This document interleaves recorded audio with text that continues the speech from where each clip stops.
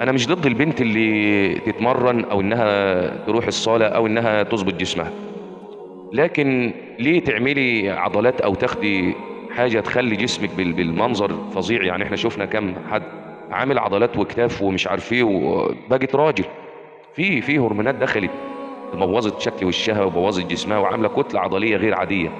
طب ليه؟ انا ما فيش مشكله ان انا امرن جسمي وجسمي يفضل زي ما هو، ما اخدش اي حاجه طبيعي، لكن عامل كتل عضليه وبتاع، لا انت هتكوني ايه؟ مهما يكون عندك كتل عضليه عمرك ما هتبقي زي الراجل. للذكر مثل حظ الانثيين والرجال قوامون على النساء. فانت هتشيلي حديد 100 كيلو 500، هو لا، هو سبحان الله ربنا راجل جاعل الرجل قوي، وكل حاجه ليها حاجه. الحرمه او البنت او المراه بتكون ضعيفه، وان هي تكون سكن لزوجها، لكن راجل بقت راجل، لا، اتمرني ما فيش مشكله، لكن تخلي جسمك زي ما هو عادي كده. ما نبقاش تخان او الواحده تبقى لا، لكن عضلات والمنظر ده ما ينفعش. فصلوا على سيدنا النبي وربنا يحفظنا ويهدينا جميعا، والسلام عليكم.